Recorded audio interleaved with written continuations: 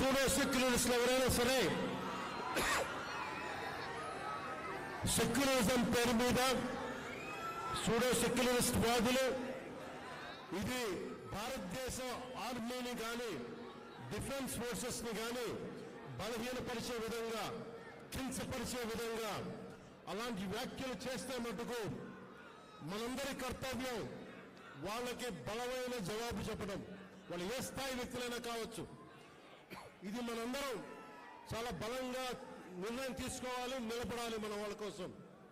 అలాగే మురళీ నాయక్ 23 ఏళ్ల కుర్రవాడు. ఈ మురళీ నాయక్ దేశం కోసం సినిమాలు చూడలా, సినిమాలు చండింగ్ చెప్పలా, భారత్ మాతాకి జై చెప్పాడు. ఎప్పుడైతే భారత్ మాతను ప్రేమిస్తారో వాళ్ళు నిజమైన దేశ పౌరులు. సినిమాలు రావచ్చు, సినిమాలు పోవచ్చు. మొన్న టీవీ ఇంటర్వ్యూ కూడా చెప్పా, సెలబ్రిటీస్ ఎవరు మాట్లాడలేదు, హీరోలు ఎవరు మాట్లాడలేదు, బాలీవుడ్ హీరోస్ ఎవరు మాట్లాడలేదు అంటే వాళ్ళెవరు కూడా దేశాన్ని నడిపే వ్యక్తులు కాదు. They are mere entertainers, they are good performers. అంతకు మించి సెలబ్రిటీస్ గురించి దేశభక్తిని ఆశించకండి. దేశభక్తి ఇక్కడ ఉంది. ఒక మురళీ నాయక్ లాంటి వాడు 23 ఏళ్ల కుర్రవాడు పోతే సైనికుడిగా పోవాలి, దేశాన్ని కాపాడుతూ పోవాలి. అలాంటి మురళికి మనం ఏం చెప్పగలం? తల్లిదండ్రులకి ఏం చెప్పగలం?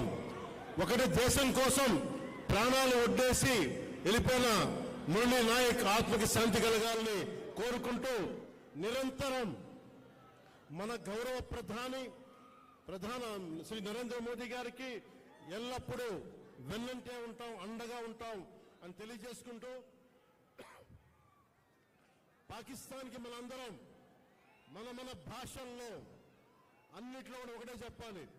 మీరు మా దేశం లోపలికి వచ్చి కొడితే మేము మీ ఇళ్లలోకి దూరొచ్చి కొడతాం. అదే సమాధానం వీళ్ళకి. ఎంతకాలం ఇది నయా భారత్, కొత్త భారతం. శాంతి శాంతి శాంతి శాంతి కపోతాలు ఎగరేయటం, శాంతి వచనాలు పనిచేయవు.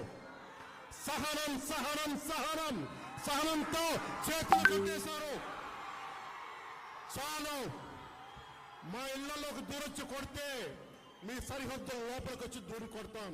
పాకిస్తాన్కి ఇదే మా అందరం బలంగా చెప్పాల్సింది. మీ అందరికీ ధన్యవాదాలు తెలుపుకుంటూ ఒకసారి మురళీ నాయక్ ఆత్మకి శాంతి కలిగేలా మనందరం ఒక అమర్ రహే చెప్దాం. మురళీ నాయక్,